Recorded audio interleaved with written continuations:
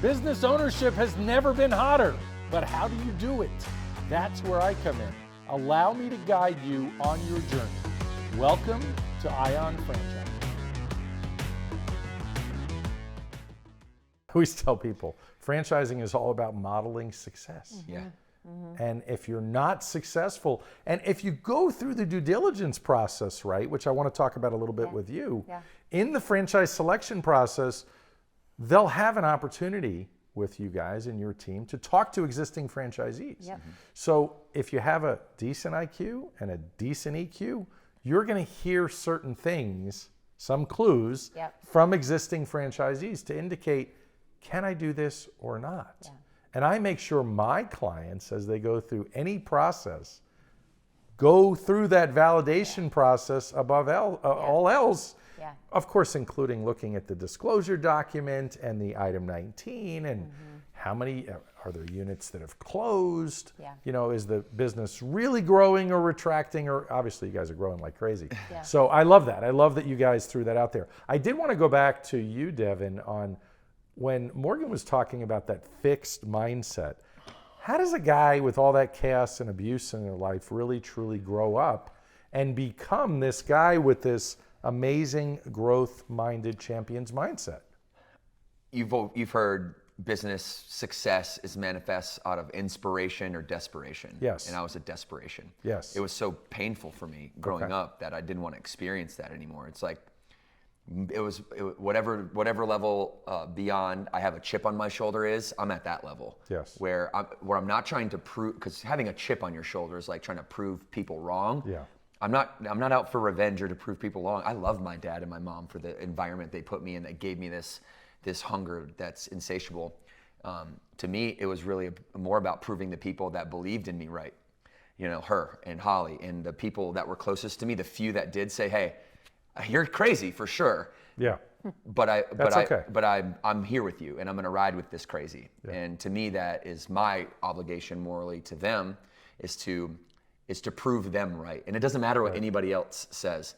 And so, you know, when you grow up, there's a moment in time when I was 12 years old and my mom and dad were going at it in the kitchen like they always do. And I'm just hearing this back and forth, screaming at the top of the lungs. I live down in the basement, so I have like this paper thin wall in the stairway that separates me from the kitchen. And I used to sit on the stairway as like a 9, 10, 11-year-old boy, like sobbing because I felt like my mom was gonna die. And I finally got enough courage when I was 12 that I mustered up that I was in that same spot that I had been in dozens of times before on the stairs. And I actually ran up and I tried to stand up to my dad. And the next thing that I know is I was knocked unconscious and I was, the police, the next thing I knew, I woke up and the police were there and, you know, that was a child abuse charge that was filed on him. And that day, you know, it's a tough story for me to even talk about because my dad was a Detroit Tiger, McDonald's All-American basketball player, like my freaking hero, you know, and I still love him to this day. He's no longer with us. I still love him to this day. And I told him all of these things, by the way, when he was alive. So I feel super at peace that he knows I'm proud of him. He knows I love him. He knows he's screwed up a lot. But at the end of the day, it's the desperation that came from that moment. Like my kids aren't even gonna sniff an experience like this. You know what I mean? Yeah. So it's much bigger than business for me. It's much bigger than Burn Boot Camp for me. It's much bigger than making money. It's about impacting the people that are out there that have that discouragement in the four walls of their house.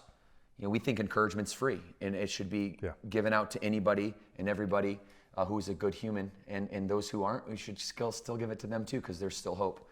And so, that's great. In a nutshell, that's where the growth mindset comes from. And the last thing I'll say is I try to tap into that every morning. Like it's about, to me, you ask like, what do I look for in a prospect? No, if we just had one word, it'd be hunger. Like how hungry are you? Yes. Like I don't care where you come from. it. You could have $1 bajillion. You could be dead broke. How hungry are you? Like, are you willing to work your face off and then not complain about it and not get results and then wake up again and do it the next day? And if we can do that, then we're cut from the same cloth. So you don't have anybody in the system that's really an investor type. These are owner operators. We're all, you can talk, I'll just say that we're area development agreements and franchise agreements, and that's it. We don't do any area representation. For those that don't know, it's where you kind of sell a one state or a half a state to a mini franchisor, if you will. So we don't do that. I know that you know that. Maybe some people out there don't. No. This is great that you're sharing, but you require any owner to be at least hands-on, at least in the first one if they're maybe doing a multi-unit deal. In the first one for sure. We want them to understand the business, and then if they are going to kind of, do multiple things, then we require them to hire certain staff. Yes. And then we can train them. Perfect. Yeah. And we're also not opposed to the more institutional investor. Yeah. Because I know plenty of institutional investors that would be a perfect fit for our brand, right? Yeah. But it's like, okay, you guys could go open 50 Buffalo Wild Wings and just sit back and run it behind the scenes like the Wizard of Oz, and that's going to work. Yeah. Right. And Burn Boot Camp, you've got to have those operations managers at the front lines if you're going to try to do that, who are bleed blue, is what we call it, like super, super bought in, raving fans. And so we know that as we do grow, it will be wise of us to have relationships with the institutions, but not necessary, right? And so we don't need to. So we'll have that filtering process. We can really be picky on who we're bringing in. I love it. So I wanted to ask you, I know you want to make the world a happier and healthier place, both of you. So Devin, let's say the president calls you and says, I'm going to make you, you're in charge of the President's Council on Physical Fitness and Nutrition. What's the first thing that you would do? Food. I'm going to go fix the food system. The next thing I'll fix is the healthcare system, the sick care system, and doing what we're already trying to do without that power, which is put personal training and not personal training to get muscles, personal training to get confidence on the front lines of the system in a more obvious way. And I think the third thing that I would do is really push corporations and push institutions to pay for, not because they're paying for medicine. It's like, why aren't they paying? Some are paying for fitness, but paying for fitness and food is a really interesting proposition. If you're ready to talk about franchise opportunities, hit the link below to schedule a call. My services are free. And don't forget to like, comment, and subscribe. Thanks for listening.